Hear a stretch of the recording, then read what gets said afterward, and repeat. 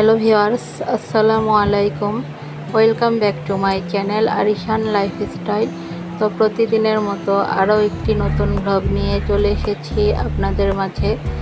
তো চলেন ব্লগটি দেখতে থাকেন। এটা হচ্ছে আরও দুদিন আগে আমার হাজব্যান্ড অফিস থেকে ফেরার পথে আমাদের জন্য রসের মিষ্টি থেকে রসমালাই নিয়ে এসেছিল।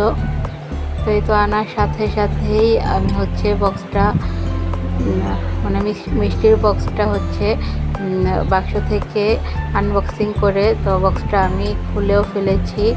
তো রসমালাই আমার অনেক বেশি পছন্দের। তো আর দেরি না করে সাথে সাথেই একটা চামচ নিয়ে এসে আমি হচ্ছে রসমালাইগুলো বাটিতে না নিয়ে বক্স থেকেই খাওয়া শুরু করে দিয়েছিলাম। তো এটা হচ্ছে আজকে দুপুরবেলা। তো আমি যা যা রান্না করব, আমাদের বাসার নিচে যে একটা বাজারের দোকান রয়েছে, তো সেখান থেকে এই বাজারগুলো নিয়ে আসা হয়েছে। তো আজকে এখানে আনা হয়েছে পুঁই শাক আর হচ্ছে একটি ফুলকপি। তো পুঁই শাকগুলো কিন্তু খুবই কচি ছিল, দেখতেও খুব সবুজ ছিল, ভালো লাগছিল দেখতে। তো এই তো এখন হচ্ছে আমি পুঁই শাকগুলো মানে যা যা রান্না করব সবগুলো কেটে নিচ্ছিলাম। তো এখন পুঁই শাকটা হচ্ছে আমি প্রথমে কেটে নিচ্ছি। পুঁই শাকটা এতই কচি ছিল যে মানে ডাঁটাগুলো এতই কচি ছিল যে বটি ইউজ করতে হচ্ছিল না, চাপ দিলেই ভেঙে যাচ্ছিল।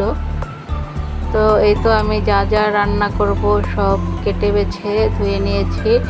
এখন হচ্ছে রান্নাটা আমি চুলাতে বসিয়ে দেব। তো আজকে রান্না করব আমি চান্দা মাছের গুঁড়া চচ্চড়ি আর হচ্ছে পুঁই শাক দিয়ে, আলু দিয়ে, চিংড়ি মাছ দিয়ে রান্না করব, আর হচ্ছে ফুলকপি, পুঁটি মাছ আর খলিশা মাছ দিয়ে রান্না করব। এই তো ফুলকপিটা আমি প্রথমে ভাপ দিয়ে নিচ্ছি, আর হচ্ছে এখানে গুঁড়া মাছের তরকারিটা আমি বসিয়ে দিয়েছি। এখানে প্রথমে আমি পেঁয়াজগুলো আগে একটু ভেজে নিয়েছি। এখন এক এক করে হলুদ, মরিচের গুঁড়া আর হচ্ছে লবণ দিয়ে আরেকটু ভেজে নিলাম। এখন দিয়ে দেব আদা রসুনের পেস্ট। তো এই তো এখন সবগুলো মশলা একসাথে ভেজে নিয়ে আমি হচ্ছে এখন কষানোর জন্য পানিটা দিয়ে দিয়েছি।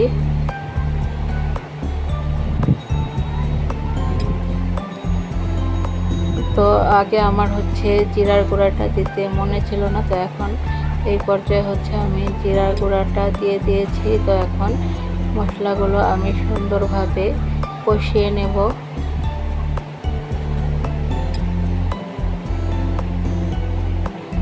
আমার মশলাগুলো কষিয়ে নেওয়া শেষ। এখন চান্দা মাছগুলো আমি মশলার সাথে মিক্সড করে দিচ্ছি। তো মিক্সড করার পরে আরও কিছুক্ষণ আমি কষিয়ে নিয়েছিলাম, মানে ভেজে নিয়েছিলাম মশলার সাথে। এখন হচ্ছে কষানোর জন্য পানি দিয়ে দিয়েছি।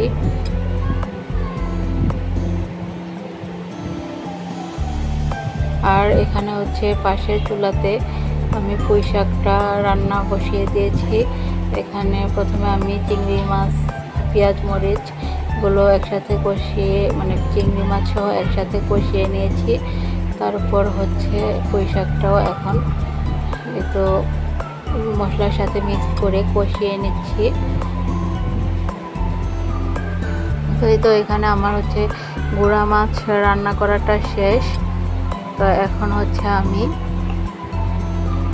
ফুলকপি তরকারিটা বসিয়ে দিয়েছি। প্রথম হচ্ছে আমি পুঁটি মাছ আর খলিশা মাছগুলো আগে কড়া করে ভেজে নিয়েছি।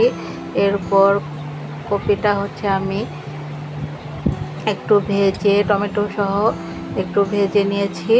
তারপর মরিচ, হলুদের গুঁড়া, আদা রসুনের পেস্ট আর হচ্ছে লবণ দিয়ে আরও কিছুক্ষণ ভেজে তারপর হচ্ছে আমি এতো কষানোর জন্য পানি দিয়ে দিয়েছিলাম।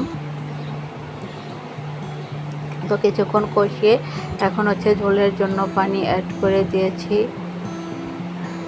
তো এই তো আমার রান্না বান্না কমপ্লিট। তো আজকে রান্না করলাম চিংড়ি মাছ দিয়ে পুঁই শাক তরকারি রান্না করলাম, আর হচ্ছে পুঁটি মাছ আর খলিশা মাছ একসাথে মিক্সড দিয়ে ফুলকপি তরকারি রান্না করেছি, আর হচ্ছে চান্দা মাছের চচ্চড়ি করেছি।